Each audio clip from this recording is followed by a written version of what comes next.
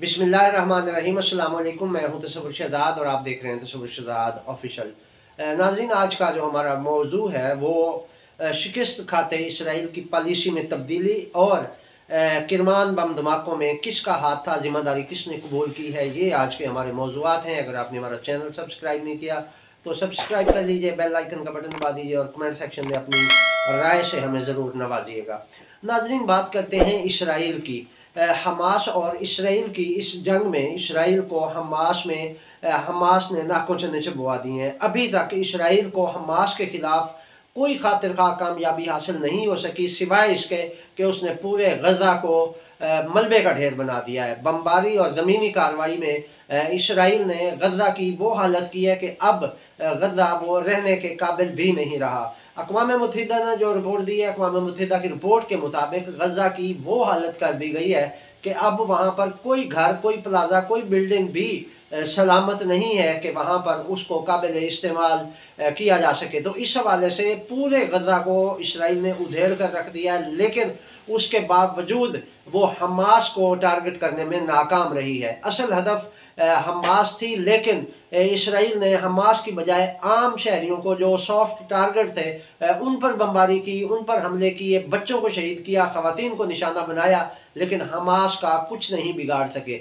तो इस पर इसराइल को शदीद सुबकी और अपने अवाम की जानिब से दबाव का सामना है। इसराइली अवाम जो है वो वज़ीर आज़म नेतन्याहू और अपनी फ़ौज पर कड़ी तनकीद कर रहे हैं और इस हवाले से कि हमास का कुछ ना बिगाड़ सकने पर उनको ये कहा जा रहा है कि आप ये जंग हार चुके हैं। कुछ इसराइली आर्मी के साबिक जो अफसरान हैं उन्होंने भी इस हवाले से तनकीद की है। जो तज्ज़ियाकार हैं इसराइल के, वो भी अपनी हुकूमत और अपनी फ़ौज को कड़ी तनकीद का निशाना बना रहे हैं। अब इसराइल ने इस तनकीद और इस दबाव से बचने के लिए नया हरबा इस्तेमाल किया है और वो ये है कि अब इसराइल ने अपनी सरहदों से निकल कर बैरून ममालिक में अपने टारगेट को हदफ करना शुरू कर दिया है। और अब जो शाम में निशाना बनाया गया ईरानी कमांडर को और जो बैरूत में हमास के रहनुमा को निशाना बनाया गया साले अल आरवरी को, तो ये दोनों अहदाफ जो थे वो इसलिए इसराइल ने इन पर हमला किया और इनको टारगेट किया कि अपने अवाम को ये बता सकें कि इसराइल जो है वो नाकाम नहीं हुआ, बल्कि वो अपनी जंग जारी रखे हुए है। अब इस दो वाक़यात को बुनियाद बनाकर जो इसराइल के ख़िलाफ़ एक रद्द-ए-अमल आने जा रहा है वो इंतहाई अहम है। हिज़्बुल्लाह ने अपनी इंटेलिजेंस की बुनियाद पर गोलान की पहाड़ियों पर इसराइल को निशाना बनाया और हैरत अंगेज़ बात है, ये पहली दफ़ा हुआ है कि बुलंदी पर इसराइल था और हमास और हिज़्बुल्लाह जो थे वो बुलंदी पर नहीं थे, वो नीचे थे। इसके बावजूद उन्होंने कामयाब इंटेलिजेंस की बुनियाद पर इसराइल के अहदाफ को परफेक्ट टारगेट किया है। तो इस हवाले से ये कहा जा सकता है कि इसमें भी इसराइल को नाकामी का सामना करना पड़ रहा है। अब इस साले अल आरवरी की शहादत के बाद हमास और हिज़्बुल्लाह दोनों ने ये ऐलान किया है कि वो इसका बदला लेंगे और उसके लिए दोनों हवाले से ये मुख्तलिफ प्लानिंग्स की जा रही हैं ताकि उनको इसका बदला लिया जा सके और इसराइल के अहदाफ को निशाना बनाया जा सके। इसके साथ साथ ईरान ने भी दावा किया है कि वो अपने कमांडर की शहादत का बदला लेगा और उसके लिए हमारे जो ज़राए हैं वो बता रहे हैं कि ईरान ने अपने तमाम जो बैलिस्टिक मिसाइल हैं और कुछ दीगर हथियार हैं वो शाम में पहुंचा दिए हैं और शाम से वो इसराइल पर हमला किया जाएगा। तो इस हवाले से ईरान भी अपना बदला लेने के लिए तैयार हो चुका है और उधर हिज़्बुल्लाह भी, और हिज़्बुल्लाह के साथ साथ लुबनान की हुकूमत ने भी शायद हिज़्बुल्लाह को अपनी हिमायत की यकीन दहानी करवाई है। उसकी वजह यह है कि लुबनान की हुकूमत ये समझती है कि साले अल आरवरी का कत्ल जो है वो बैरूत में होना किसी भी मुल्क की मुदाखलत है उसके अंदर। अब लुबनान हुकूमत ये कह रही है कि हिज़्बुल्लाह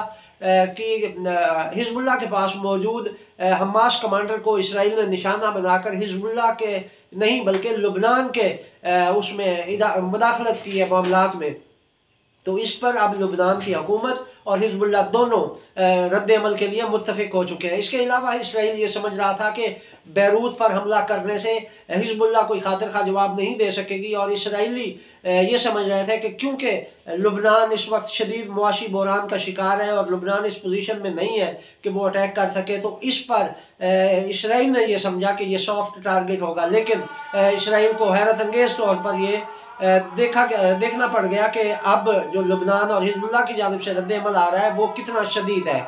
इसराइल को ये तवक्को नहीं थी कि हिजबुल्लाह की जानिब से इतना शदीद रद्द-ए-अमल आएगा, मगर हिजबुल्लाह ने अपना भरपूर जवाब देकर इसराइल को परेशान कर दिया है। इस वक्त इसराइल जो है वो दो तरफ से परेशानी का शिकार है। एक तो गोलान की पहाड़ियों से हिजबुल्लाह के हमले हैं और मुसलसल हिजबुल्लाह की जानिब से राकेट बरसाए जा रहे हैं, और दूसरी जानिब शाम के महाज से जो है वो ईरान हिजबुल्लाह पर हमले की मनसूबाबंदी कर चुका है और फुल तैयारी कर चुका है, और ये एक भरपूर हमला होगा।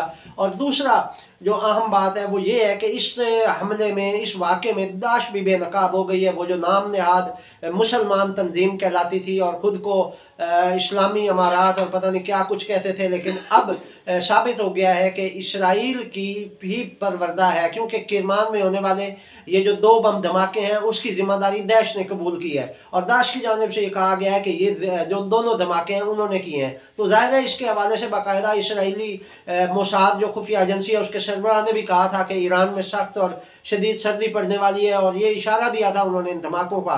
और उनके इस बयान के दूसरे रोज़ जो है वो किरमान में ये धमाके हो गए, और उन्होंने कासिम सुलेमानी की बरसी का इंतखाब किया कि वहाँ पर लोगों का बहुत बड़ा इज्तिमा होता है, इसलिए उसको सॉफ्ट टारगेट समझते हुए उन्होंने वहाँ पर बम धमाके करवाए, लेकिन वो इसमें कामयाब ना हो सके क्योंकि वो आगे नहीं जा सके जो उनका असल हदफ था, बल्कि ये एंट्री पॉइंट पर धमाके करके उन्होंने शहादतें की। जो लोग उसमें शहीद हुए वो वक्ती तौर पर वो उस चेकिंग पॉइंट पर मौजूद थे, ज़्यादा वहाँ पे रश नहीं था, जिसकी वजह से ज़्यादा कैजुअलिटीज़ नहीं हो सकी, और इसमें इसराइल और दैश को नाकामी हुई। अब दैश का इसका एतराफ़ करना कि ये धमाके हमने किए हैं वो इस बात का सबूत है कि दैश भी इसराइल के लिए काम कर रही है। और अभी तक जब इसराइल मुसलमानों को निशाना बना रहा है, किसी मुसलमान तंजीम की जानिब से, ना अलकायदा की जानिब से, ना तहरीक तालिबान की जानिब से, ना किसी और गिरोह की जानिब से, ना दैश की जानिब से इसराइल के खिलाफ कोई मजम्मती बयान तक नहीं दिया गया। इससे साबित होता है कि इन तंजीमों के पीछे इनकी डोरियाँ भी तेल अबीब और वाशिंगटन से हिलती हैं और ये उनके लिए काम कर रहे हैं। अब दैश ने ये बयान देकर किरमान धमाकों की जिम्मेदारी कबूल करके साबित कर दिया है कि वो इसराइल के लिए काम कर रही है